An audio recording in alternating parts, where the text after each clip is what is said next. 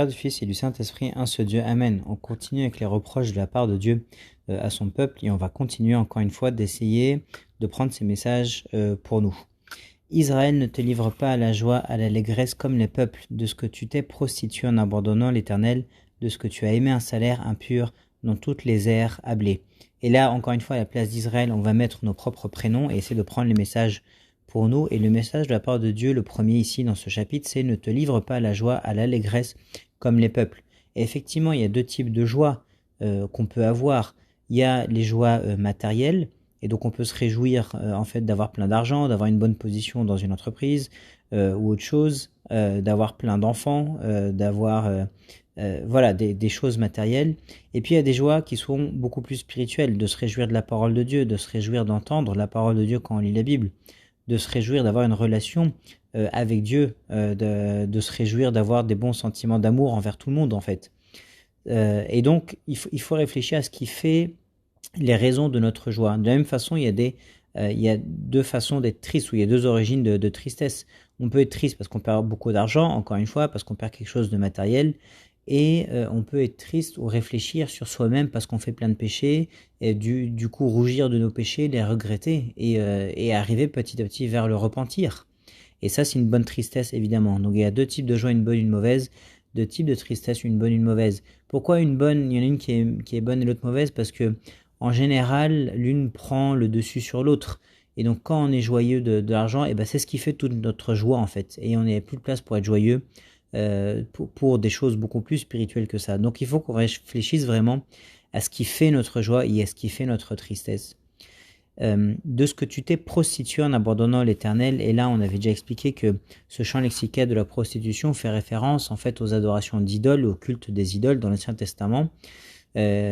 Et on peut méditer aussi là-dessus parce que ce culte d'idole, entre guillemets, est exactement présent et le même dans le Nouveau Testament, et dans le sens où ce que sont nos idoles dans le Nouveau Testament ou maintenant, en fait, dans nos vies, c'est l'amour de l'argent, l'amour de soi, l'ego, l'orgueil, deuxième chose. Et puis troisième chose, c'est l'amour du corps, pardon, et des convoitises charnelles. Donc, donc Dieu reproche au peuple de se prostituer en adorant des idoles dans l'Ancien Testament, et il nous reproche dans le Nouveau Testament d'avoir ces trois dieux que sont l'ego, l'argent ou le corps de façon contemporaine.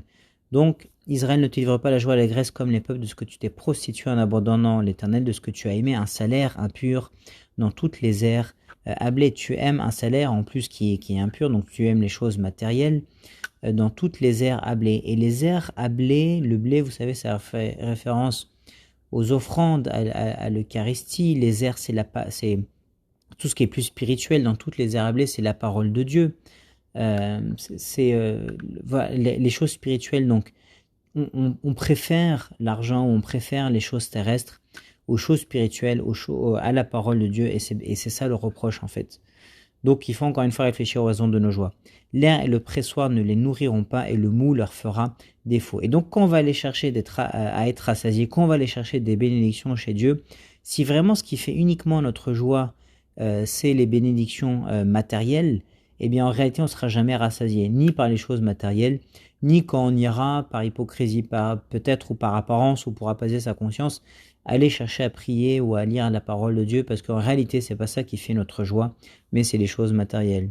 Ils ne resteront pas dans le pays de l'Éternel. Éphraïm retournera en Égypte et ils mangeront en Assyrie des aliments impurs. Et donc, attention, parce que si c'est ça notre joie, les choses matérielles, on ne va pas rester dans le pays de l'Éternel. On ne pourra pas aller in fine dans le royaume de Dieu. C'est ça le pays de l'Éternel.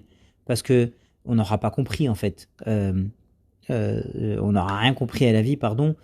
Et ceux qui seront acceptés au royaume de Dieu, évidemment, sont ceux qui ont compris que la joie est dans Dieu et dans sa parole, dans les sacrements, et pas dans l'argent ou l'ego ou les convoitises. Éphraïm, et pourquoi on fait référence à Éphraïm plutôt qu'à Israël, mais ça fait référence à tout le monde, à tout le peuple d'Israël. Éphraïm était la tribu qui était la plus égarée, peut-être la plus dans les convoitises et dans les adorations d'idoles. Et donc, c'est pour ça qu'il est pris, Éphraïm, en exemple ici, mais on s'adresse à tout le peuple d'Israël.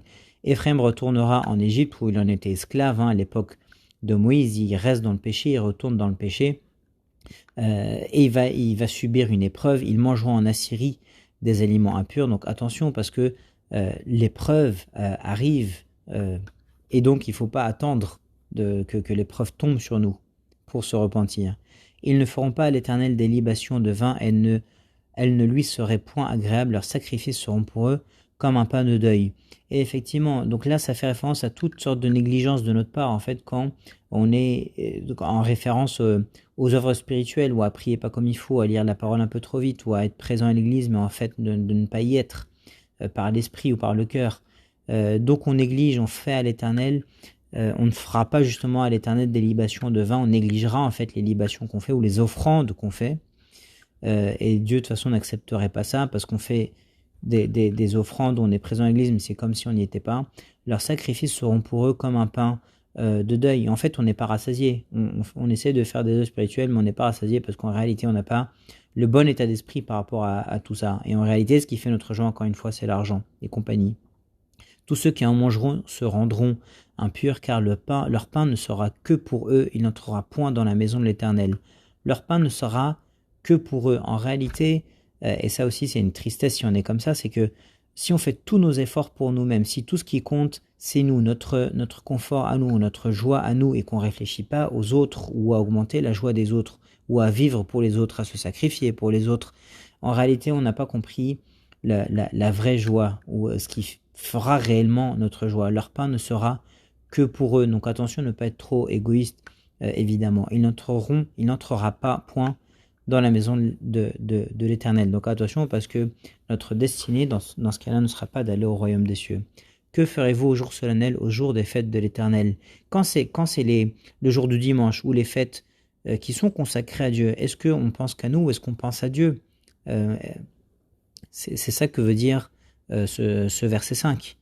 Le jour du dimanche, c'est un jour pour Dieu. Ou quand c'est notre anniversaire, par exemple, on veut que on nous fasse ce que nous on souhaite, en fait. C'est mon anniversaire, ou c'est ma fête, donc je veux que tu fasses ce que j'ai envie. Eh bien nous, malheureusement, le jour de la fête de Dieu, on fait pas ce que lui il a envie, alors que c'est sa fête à lui. On fait ce que nous on a envie de faire.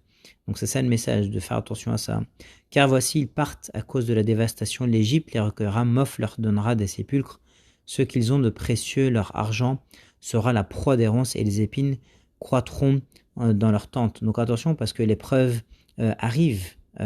Donc ne pas attendre que cela n'arrive. L'Égypte les recueillera, c'est là où ils étaient esclaves à l'époque de Moïse, et en fait ils vont mourir. Là-bas, Moph, c'était une ville en Égypte, donc si on se réfugie en Égypte, ou dans le péché, ou chez ces païens, ça va mal aller, effectivement, et ça va finir par la mort. Ce qu'ils ont de précieux, leur argent sera la proie des ronces, et en fait on va tout perdre, c'est ça que ça veut dire, et les épines croîtront dans leurs tentes. Et quelque chose qu'on a dit par rapport au fait d'aimer les prochains et de tout faire pour les autres, leur pain ne sera que pour eux, verset 4, c'est que le Christ lui-même, évidemment, a dit ça sur lui-même. Le Fils de l'homme n'est pas venu pour être servi, mais pour servir. Donc il faut qu'on prenne exemple sur ça. Pardon, c'est quelque chose que je voulais dire au verset 4. Verset 7, ils arrivent les jours du châtiment, ils arrivent les jours de la rétribution, Israël va l'éprouver. Et donc ça c'est l'épreuve, donc ça c'est Osée qui voit ça, et donc qui prévient son peuple en lui disant attention, l'épreuve arrive, donc repentez-vous avant que ça n'arrive. Les jours du châtiment, les jours de la rétribution.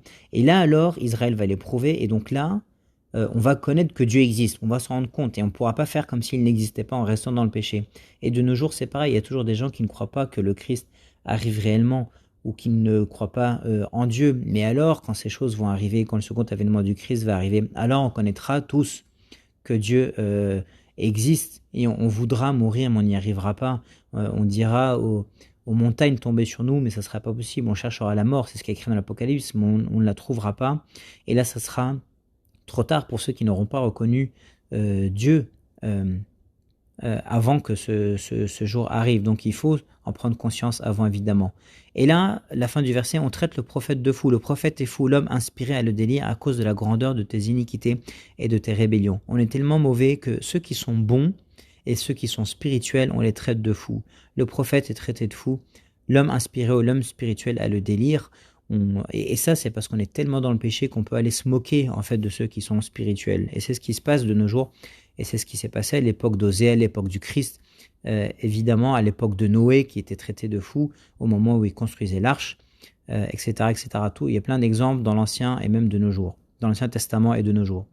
Éphraïm est une sentinelle contre mon Dieu. Là, c'est Dieu qui dit, je t'attends, Éphraïm, qu'est-ce que t'attends? Pourquoi tu continues de m'attaquer? Le prophète, un filet d'oiseleur et sur toutes ses voies un ennemi dans la maison de son Dieu. Et donc on attaque les gens spirituels, on attaque le prophète ou les prêtres.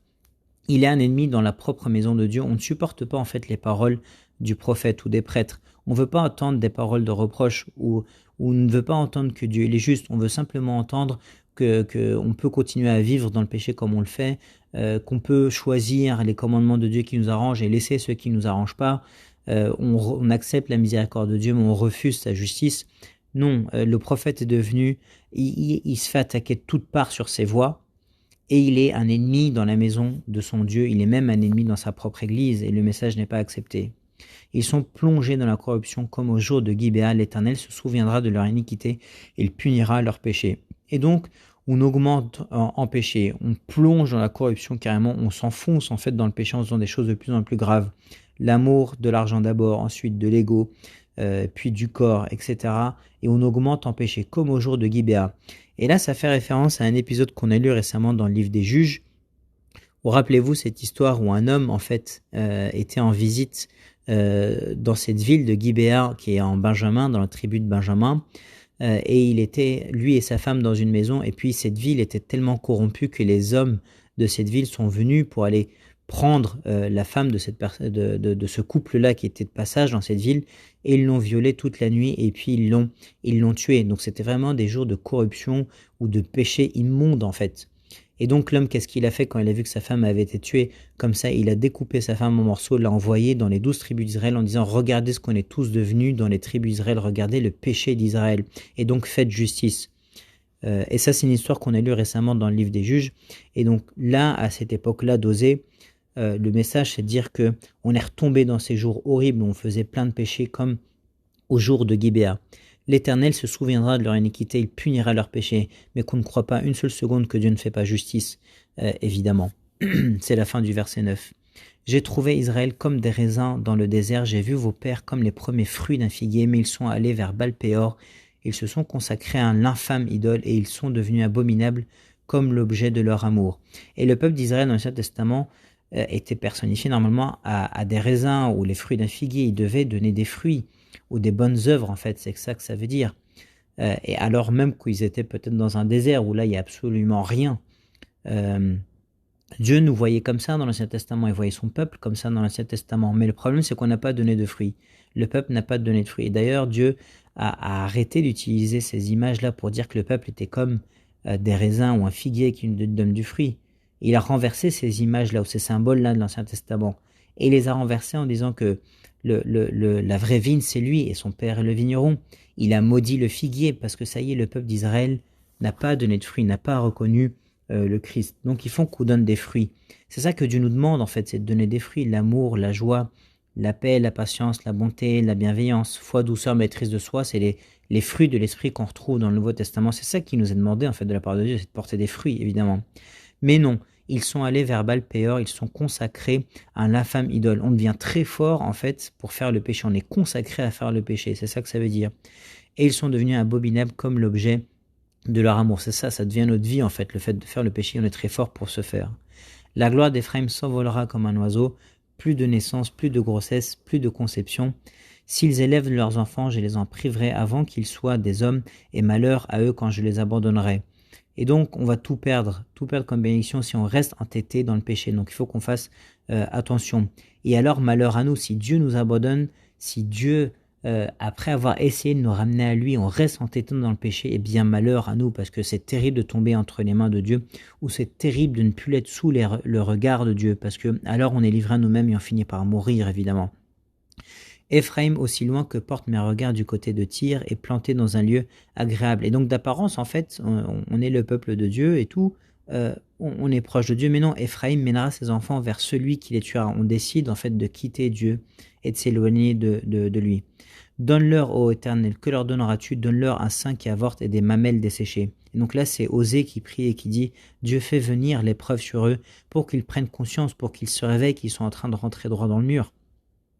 Et pour qu'ils reviennent de leur péché, qu'ils arrêtent d'être entêtés dans leur péché. » Toute leur méchanceté se montre à Gilgal, c'est là que je les ai pris en aversion à cause de la malice de leurs œuvres, je les chasserai de ma maison, je ne les aimerai plus, tous leurs chefs sont des rebelles.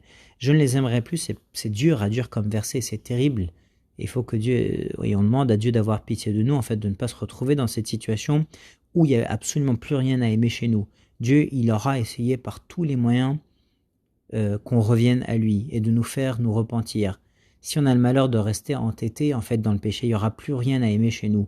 Dieu est juste évidemment, en plus d'être miséricordieux, il faut qu'on fasse attention parce qu'à un moment donné ça s'arrête, à un moment donné c'est trop tard, il n'y aura plus rien à aimer, alors que Dieu l'aura infiniment essayé avec nous, à un moment ça s'arrête évidemment.